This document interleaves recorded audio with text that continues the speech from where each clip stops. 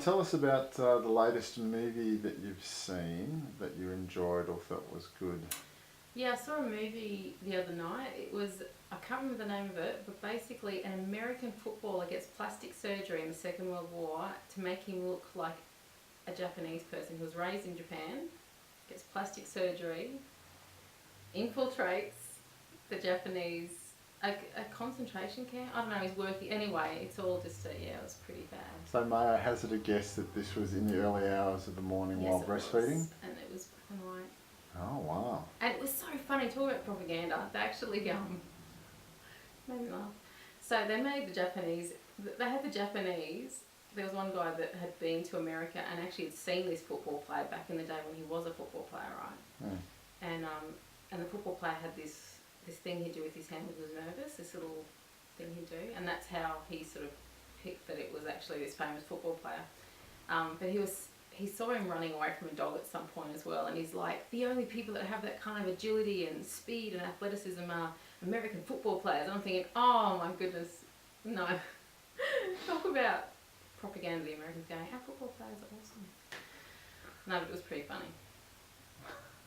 Ninjas aren't fast. They're not athletes. You know what I mean? Samurai aren't fast or athletes. Like, why would the Japanese praise American footballers over their own? So yeah, it made a lot of sense. Not really. It was funny though. It's just blatant propaganda. And So- what's the best infomercial that's on TV at the moment? That's a hard one, James. It's hard to pick them. There's a lot of high quality commercials. I've actually been caught out sitting there watching something and it'll switch over to an infomercial and I start watching it. And then I'm like, hang on, what did I watch last night?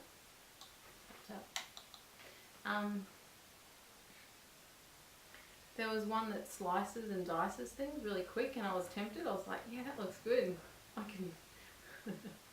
We have to put a block on that channel. What was the other one? I don't know.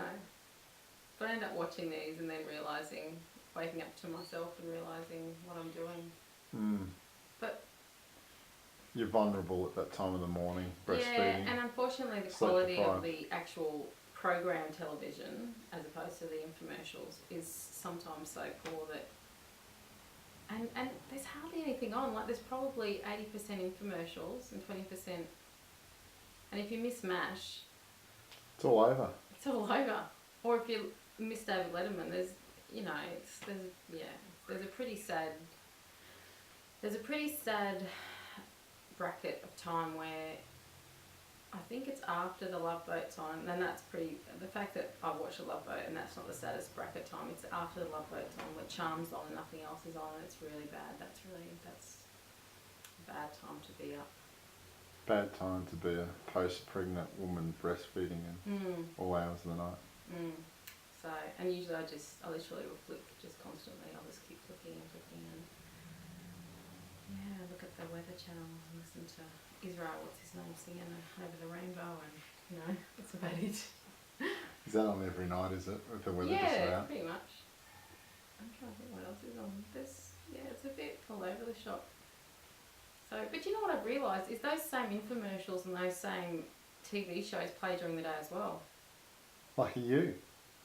So I can see a show twice. You have it all I done. have seen one twice. What did I see twice? Happy Days. Someone Happy would Days, they say play twice in 24 hours. you're living the dream.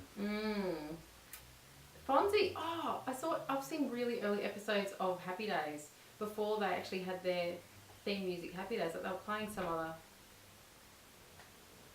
other one. And what's the name of the restaurant? You know, the cafe that they go to? It was actually had a different name. Okay. Yeah. And the Fonz is really young, and I saw one where he's still at school, and it's the episode where he does his last exam. Richie tries to help him get good grades, and he passes, but he still decides he's just going to become a mechanic. The grease monkey. Yeah, and he actually, he leaves school, so there you go. I've seen some really old Happy Days stuff. I just assumed the Fonz was like the old guy that hung out with the young dudes, because he just looked, and he behaved like Well, a sleazy old guy. considering that Henry Winkler was in his 30s when he was Yeah. doing it. He probably. doesn't quite look. I know he looks up too old to be in school. It's like we shouldn't be in school anyway, mate. No. So There you yeah. go. He looked pretty young at the start of it, actually. He but, did. No, but, he did. But his age definitely in Yeah. seasons 3 onwards started Yeah. to. And you know that he wasn't allowed to wear his leather jacket because of censorship, because they didn't want to encourage roughnecks and everything. But the only time he was allowed to wear a leather jacket was if he was sitting on the motorbike.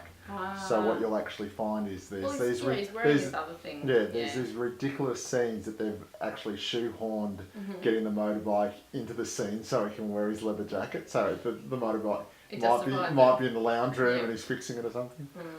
Yeah, so I think he was wearing this really dorky looking jacket when he in that episode.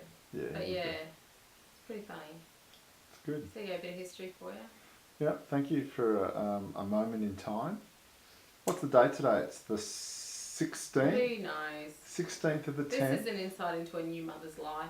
I'm talking about TV, what I'm going to eat, and I don't know what the It's date the is. 16th of the 10th, 2012. Let me look on my baby monitor to see what the time is. No, All right, well, thank you for your time, Liz.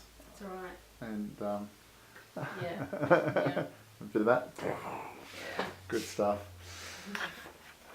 Liz Lemon out.